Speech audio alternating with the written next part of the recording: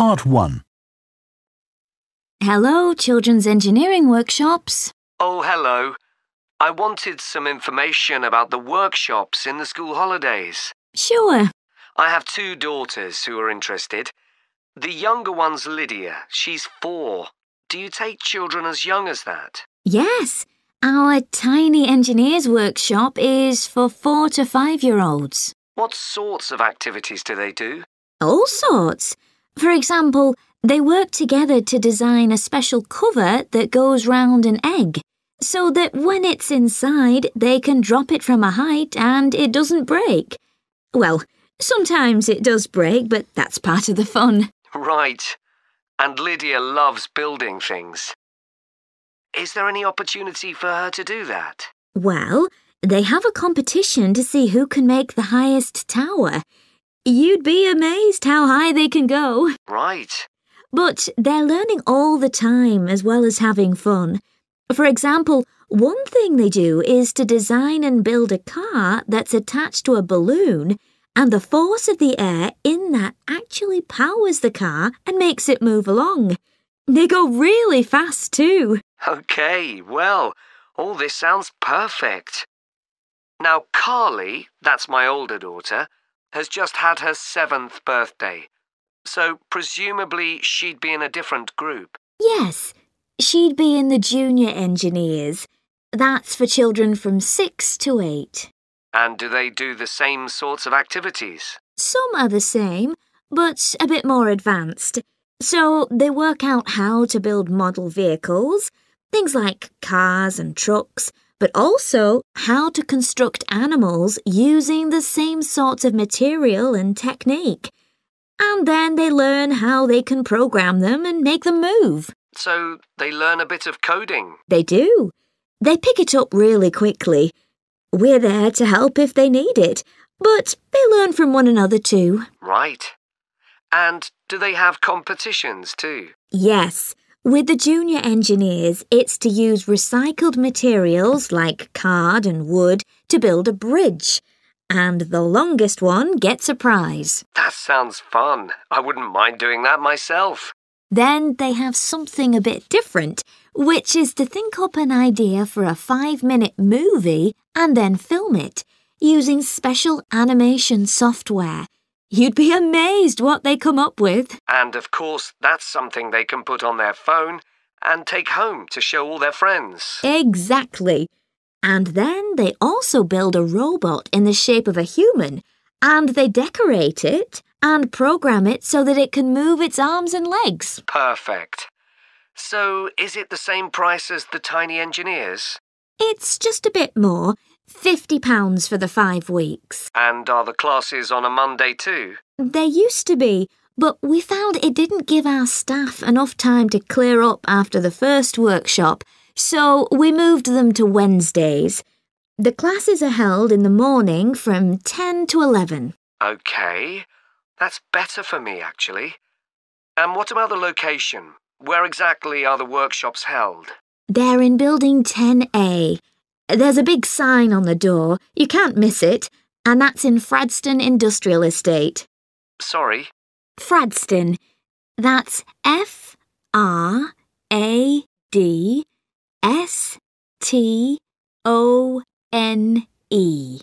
And that's in Grassford, isn't it? Yes, up past the station.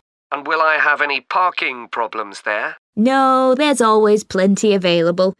So, would you like to enrol Lydia and Carly now? OK. So, can I have your full name and...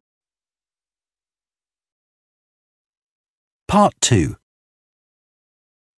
Good morning, everyone, and welcome to Stevenson's, one of the country's major manufacturers of metal goods. Thank you for choosing us for your 2 weeks of work experience. My name is Julia Simmons, and since the beginning of this year, I've been the Managing Director. Stevenson's is quite an old company. Like me, the founder, Ronald Stevenson, went into the steel industry when he left school. That was in 1923. He set up this company when he finished his apprenticeship in 1926. although he actually started making plans 2 years earlier in 1924. He was a very determined young man.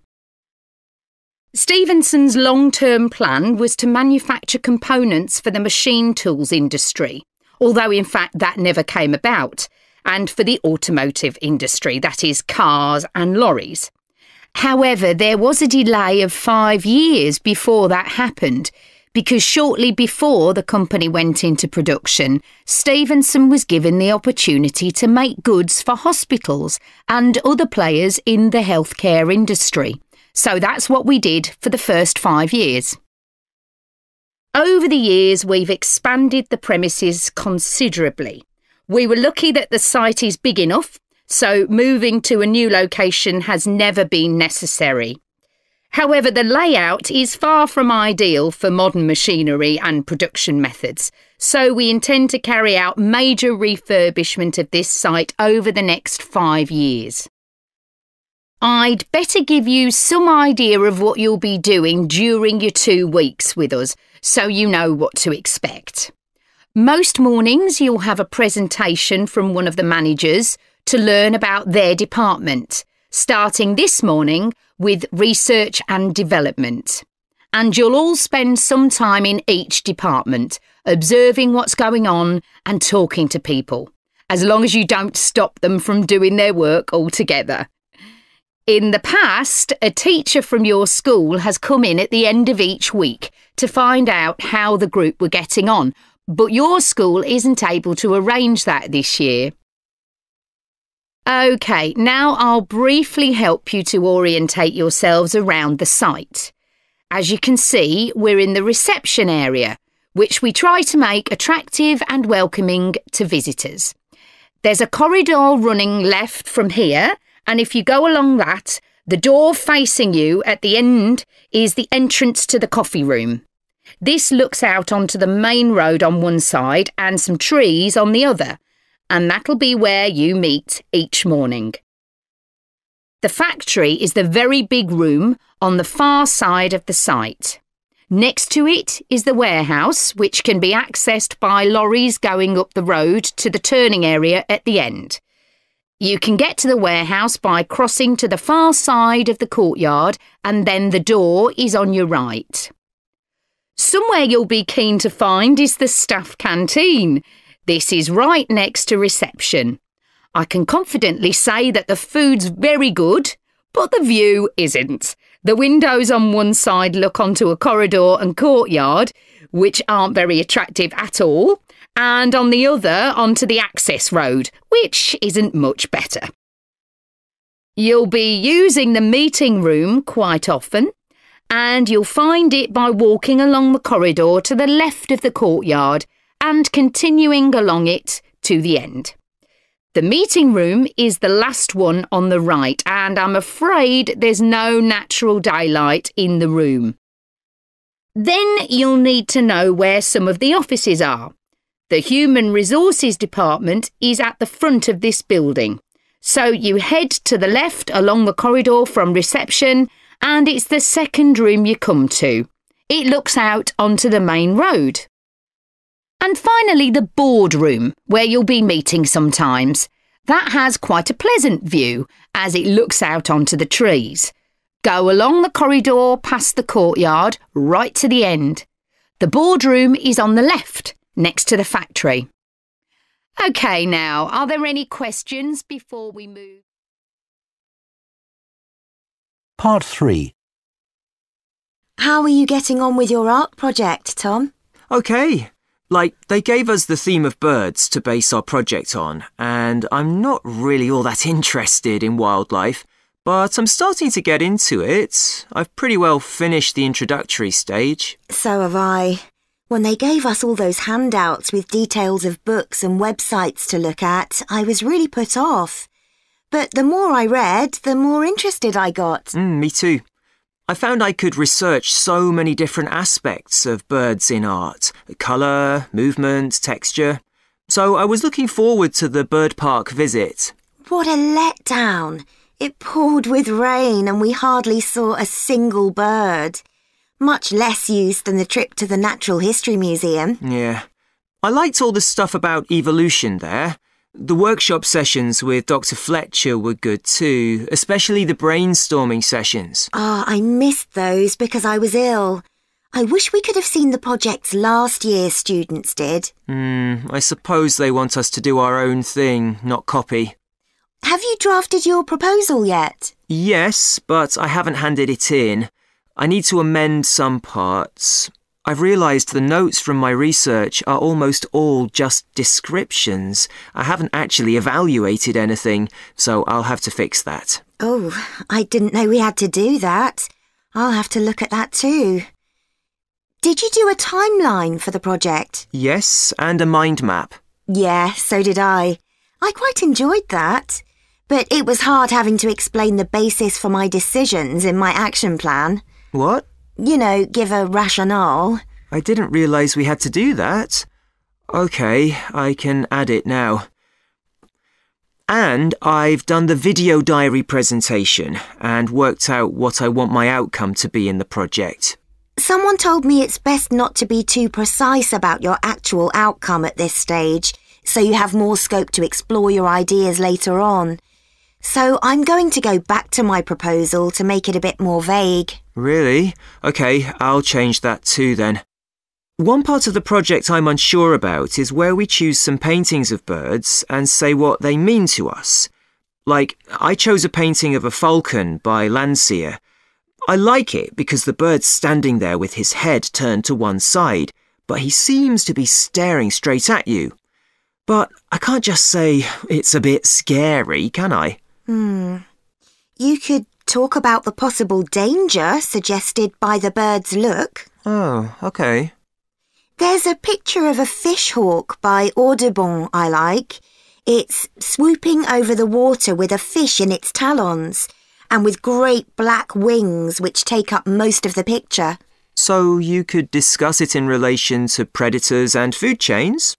Well, actually, I think I'll concentrate on the impression of rapid motion it gives. Right. Do you know that picture of a kingfisher by Van Gogh?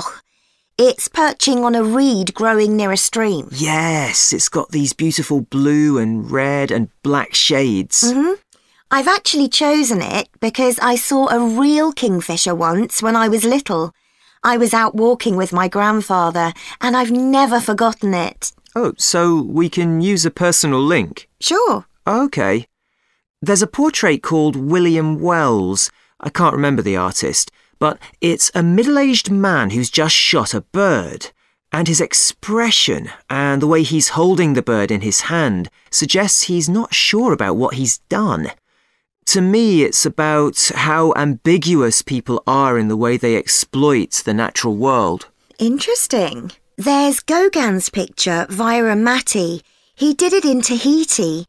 It's a woman with a white bird behind her that is eating a lizard. And what I'm interested in is what idea this bird refers to. Apparently, it's a reference to the never-ending cycle of existence. Wow. I chose a portrait of a little boy, Giovanni de' Medici. He's holding a tiny bird in one fist. I like the way he's holding it carefully so he doesn't hurt it. Oh, right. Part 4. Ancient philosophy is not just about talking or lecturing or even reading long, dense books. In fact, it is something people have used throughout history to solve their problems and to achieve their greatest triumphs. Specifically, I am referring to Stoicism, which in my opinion is the most practical of all philosophies and therefore the most appealing. Stoicism was founded in ancient Greece by Zeno of Citium in the early 3rd century BC, but was practiced by the likes of Epictetus, Cato, Seneca, and Marcus Aurelius. Amazingly, we still have access to these ideas, despite the fact that the most famous Stoics never wrote anything down for publication. Cato definitely didn't. Marcus Aurelius never intended his meditations to be anything but personal. Seneca's letters were, well, letters, and Epictetus's thoughts come to us by way of a note-taking student. Stoic principles were based on the idea that its followers could have an unshakable happiness in this life, and the key to achieving this was virtue. The road to virtue, in turn, lay in understanding that destructive emotions like anger and jealousy are under our conscious control.